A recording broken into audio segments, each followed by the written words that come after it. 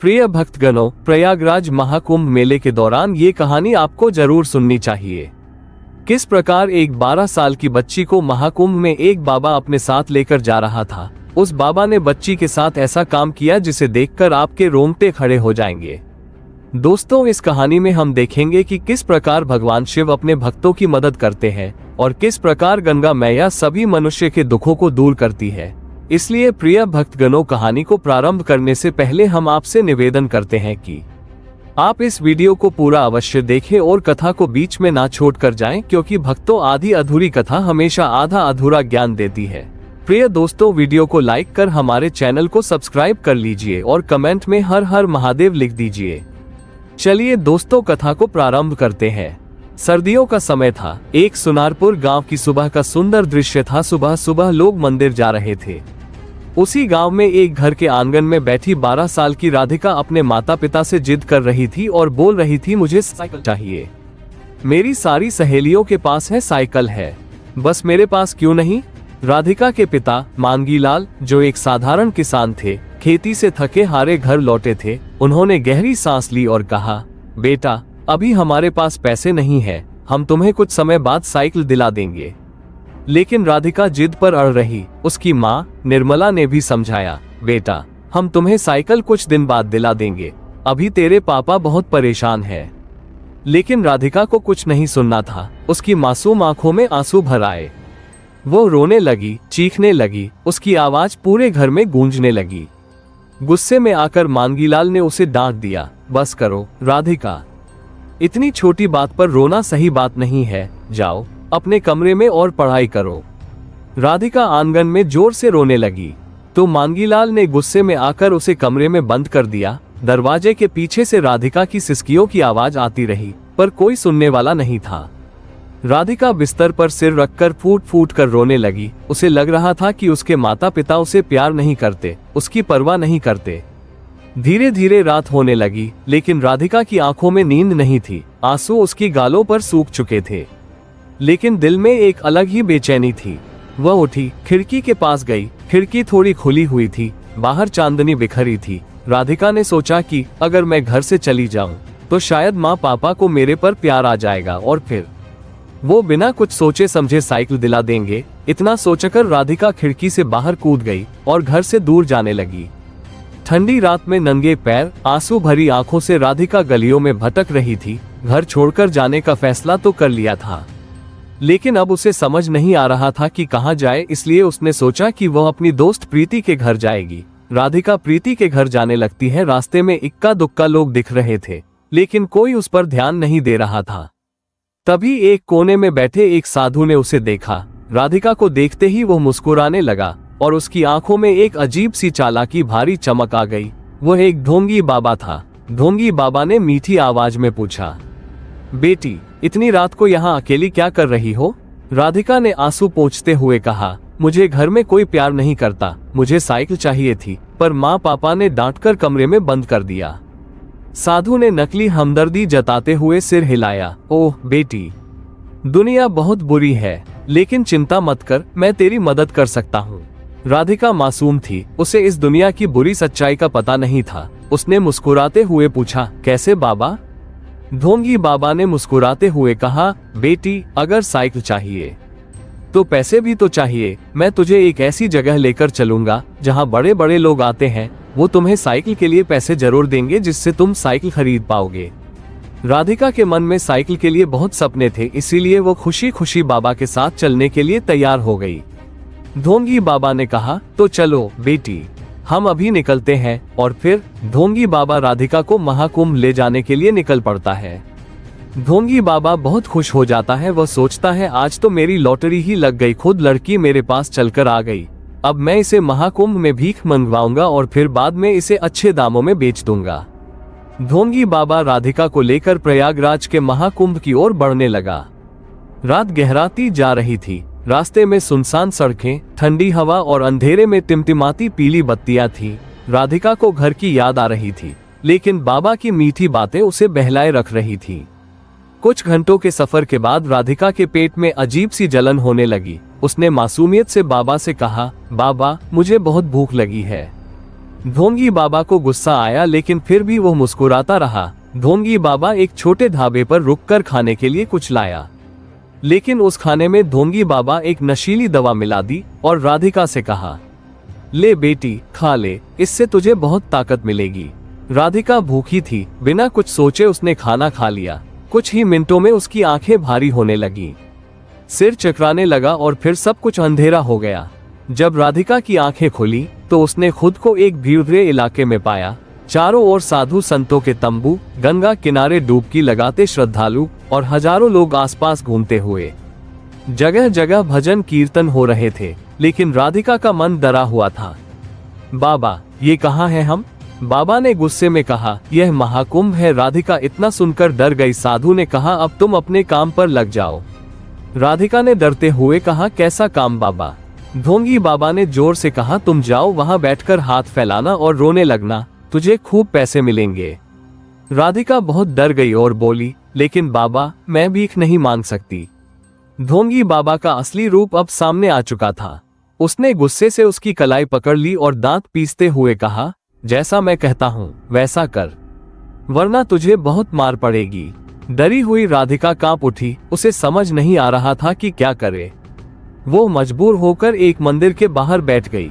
जैसे ही उसने अपने मैले हो चुके हाथ फैलाए, कुछ श्रद्धालुओं ने उसे पैसे देने शुरू कर दिए। राधिका के आंखों से आंसू बह निकले। वो जिस साइकिल के लिए घर से निकली थी, अब उसके बदले उसे यहाँ मजबूरी में भीख मांगनी पड़ रही थी। 3 दिन बीत गए। राधिका की हालत खराब हो चुकी थी। वो बहुत थक चुकी थी और कमजोर हो गई थी। राधिका को घर छोड़े हुए 5 दिन बीत चुके थे। उसकी माँ लक्ष्मी और पिता मांगीलाल की हालत दयनीय हो गई थी। लक्ष्मी हर पल रोती रहती, खाना पीना छोड़ चुकी थी। मांगीलाल ने पुलिस में रिपोर्ट दर्ज करवाई थी, लेकिन कोई सुराग नहीं मिल रहा था। हर रोज पुलिस राधिका को ढूंढने की कोशिश कर रही थी, पर सफलता नहीं मिली। मांगीलाल और लक्ष्मी को लगने लगा था कि अब उनकी बेटी शायद कभी नहीं लौटेगी। उसी रात लक्ष्मी रोते रोते बिस्तर पर गिर गई, आंखों में आंसू, दिल में दर्द और मन में सिर्फ एक ही सवाल आता, मेरी बेटी राधिका इस समय कहाँ होगी और किस हाल में होगी। थकान और दर्द के बीच वह गहरी नींद में चली गई और तभी उसके सपने में भगवान शिव प्रकट हुए। भगवान शिव ने अपनी गंभीर और करुणामयी आवाज में कहा, हे बेटी, महाकुंभ में जाओ, वहां तुम्हें तुम्हारी सभी समस्याओं का हल मिल जाएगा।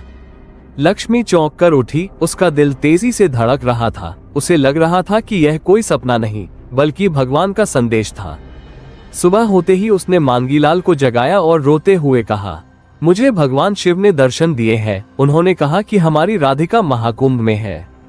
मांगीलाल पहले तो चकित हुआ, लेकिन लक्ष्मी की बातों में अटूट विश्वास झलक रहा था। उसे लगा कि यह सपना नहीं, भगवान का आदेश हो सकता है।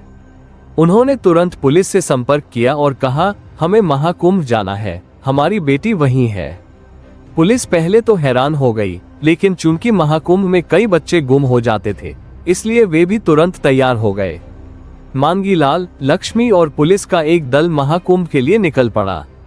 रास्ते भर लक्ष्मी भगवान शिव का नाम जप रही थी, हे भोलेनाथ, मेरी बेटी की रक्षा करना, हम आ रहे हैं उसे लेने। उधर राधिका की हालत और बिगड़ चुकी थी।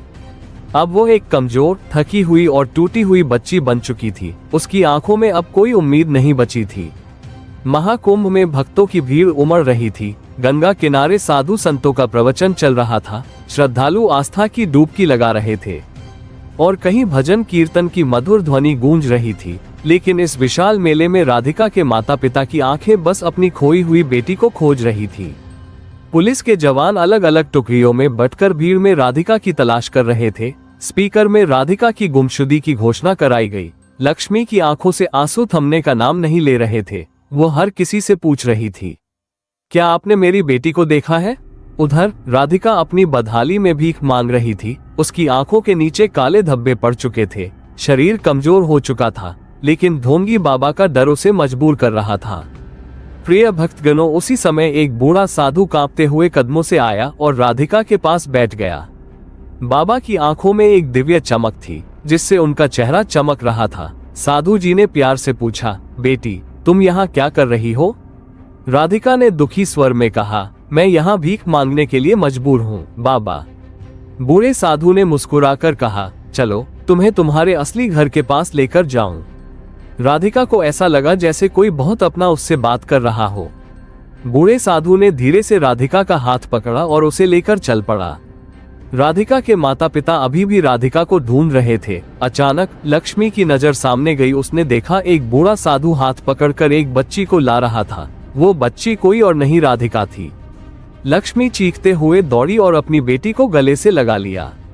मांगीलाल की आंखों में आंसू थे। माँ बेटी एक दूसरे से लिपटकर रोने लगी। लक्ष्मी ने रोते हुए पूछा, बेटा तू कहाँ चली गई थी? राधिका भी रोते हुए बोली, माँ मुझे माफ कर दो, मुझे नहीं पता था कि साइकिल के लिए घर छोड़ना इतना बड़ा गुनाह होगा। मांगीलाल और लक्ष्मी ने उसे और जोर से गले लगा लिया। जब उन्होंने शुक्रिया कहने के लिए उस बूढ़े साधु की ओर देखा तो वहां कोई नहीं था। बूढ़ा साधु गायब हो चुका था। लक्ष्मी ने कहा, यह कोई साधारण व्यक्ति नहीं थे, यह वही व्यक्ति थे जो मेरे सपने में आए थे। ये खुद भगवान शिव थे जिन्होंने मेरी बेटी को बचाया।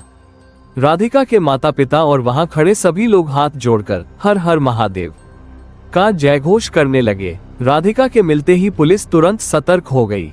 एक पुलिस अफसर ने नर्म आवाज में पूछा, बेटा तुम्हें यहाँ कौन लेकर आया?